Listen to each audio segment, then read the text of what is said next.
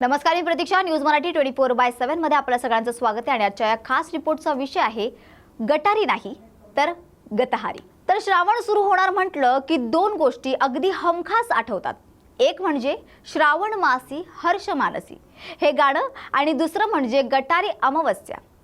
गटारी म्हणजे मज्जा मस्ती, भरपेट मांसाहार आणि मदिरापान अर्थात दारू पिणं. पण गटारी म्हणजे फक्त एवढंच असतं का? तर नाही. आणि मुळातच गटारी आणि गटार याचा काही संबंध असतो का? तर तोही नाही. हेच आपल्यापैकी अनेकांना ठाऊक नसतं. श्रावण महिन्यात दारू मांसाहार या गोष्टी वर्ज्य मानल्या जातात. म्हणजेच श्रावण महिन्यात आपण यातील काहीही खात नाही. थोडक्यात काय तर हा आहार गेलेला असतो.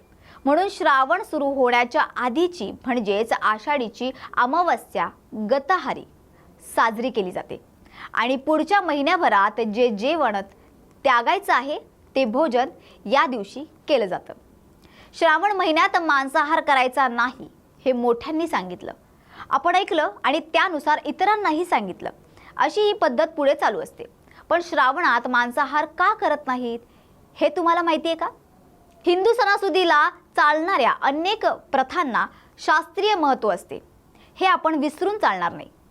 असंच एक शास्त्रीय कारण आहे ज्यामुळे श्रावणात मांसाहार वर्ज्य असतो.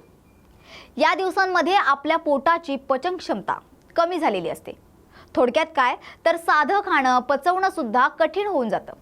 मांसाहार पचवण्यास मुळातच अधिक कठीण असतो. त्यामुळे अशा दिवसांमध्ये मांसाहार न करणंच योग्य ठरतं. गतहारी अमावस्येविषयी थोडंसं जाणून घेऊया आपण. तर आपण साजरी करतो ती अमावस्या गटारी नसून गतहारी आहे हे कळलं असेल किंवा ठाऊक असेल तरी याविषयी या आणखी काही गोष्टी तुम्हाला कदाचित ठाऊक नसतील.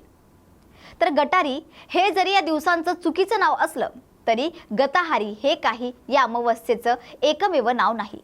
वेगवेगळ्या प्रदेशांमध्ये वेगवेगळ्या भाषांमध्ये याला वेगवेगळं नाव देण्यात आलंय. आपलं शेजारी राज्य असणाऱ्या गुजरातमध्ये आणि उत्तर भारतातील काही राज्यांमध्ये आषाढी अमावस्येला हरियाली अमावस्या असं म्हटलं जातं. तसंच दक्षिणेला तेलंगणा आणि आंध्र प्रदेश राज्यात या दिवसाला चुक्कला अमावस्या असं म्हटलं जातं. उत्तर पूर्वेकडील ओडिसा राज्यात या अमावस्येचं नाव चितलगी अमावस्या असं आहे. दीपपूजनाचं या दिवसात एक वेगळं महत्त्व आहे. ते महत्त्व काय जाणून घेऊया.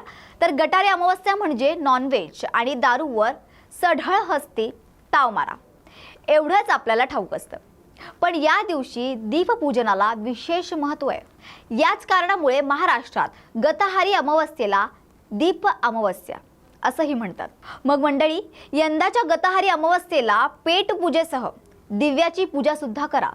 खाण्यापिण्याची मज्जा तर कराच, पण आपली परंपरा असणाऱ्या गतहारी अमावस्येला आपल्या चालीरीती सुद्धा नक्कीच जपा. तर आजच्या खास रिपोर्टमध्ये एवढंच. अशाच खास विषयांसाठी पाहत रहा न्यूज मराठी 24/7.